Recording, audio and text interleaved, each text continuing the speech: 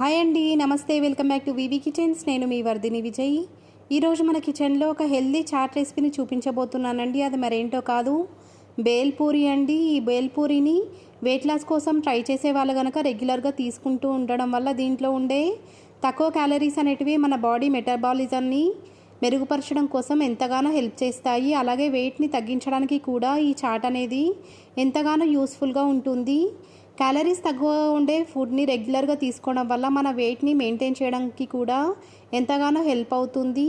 ఎంతో taste and healthy అయిన ఈ బేల్పూరిని ఈ సమ్మర్లో అప్పుడప్పుడు ప్రిపేర్ చేసుకొని తినండి. చిన్నపిల్లల నుంచి పెద్దవాళ్ళ వరకు అందరికీ చాలా బాగా నచ్చుతుంది. మరి లేట్ చేయకుండా ఈ బేల్పూరిని ప్రిపేర్ చేయడం కోసం ప్రాసెస్లోకి వెళ్ళిపోదాం. ముందుగా ఒక పెద్ద మిక్సింగ్ బౌల్ని తీసుకొని దాంట్లోకి 1 కప్పు దాకా సన్నగా గ్రేట్ చేసుకున్నటువంటి క్యారెట్ ఇంకా కీరా తురుముని వేసుకోవాలి. క్వాంటిటీ ఇంతే వేసుకోవాలని రూల్ ఏం లేదండి, మీకు నచ్చినంత వేసుకోవచ్చు. ఇప్పుడు ఈ గిన్నెలోకి సన్నగా కట్ చేసుకున్నటువంటి 3-4 పచ్చిమిరపకాయలను కూడా వేసేసుకున్న తర్వాత బాగా పండినటువంటి ఒక పెద్ద సైజు టమాటోని సన్నగా కట్ చేసేసుకొని వేసుకోవాలి. దీంతో పాటుగా ఒక పెద్ద ఉల్లిపాయను కూడా సన్నగా కట్ చేసేసుకొని ఆ ఉల్లిపాయ ముక్కల్ని కూడా ఈ మిక్సింగ్ బౌల్లోకి వేసేసుకొని మనం వేసుకున్నటువంటి ఇంగ్రీడియంట్స్ అన్నీ కూడా ఒకదానితో పాటు మరొకటి కలిసిపోయేలాగా అడుగు నుంచి కలిపేసుకోవాలి.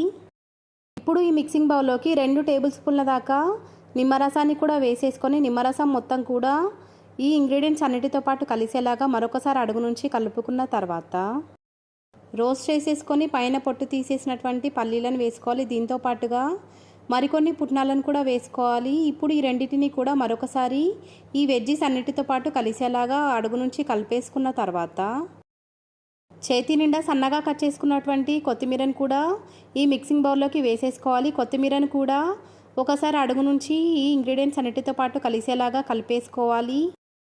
ఇప్పుడు ఈ మిక్సింగ్ బౌల్లోకి పఫ్డ్ రైస్ని వేసుకోవాలి. వీటిని మరమరాలను కూడా పిలుస్తారండి. మనం వేసుకున్నటువంటి మరమరాలు మొత్తం కూడా మనం ఇప్పటి వరకు ప్రిపేర్ చేసుకున్నటువంటి వెజ్జీస్ అన్నిటితో పాటు కలిసేలాగా అడుగు నుంచి అన్నిటితో ఈవెన్గా కలిసిపోయేలాగా కలిపేసుకోవాలి.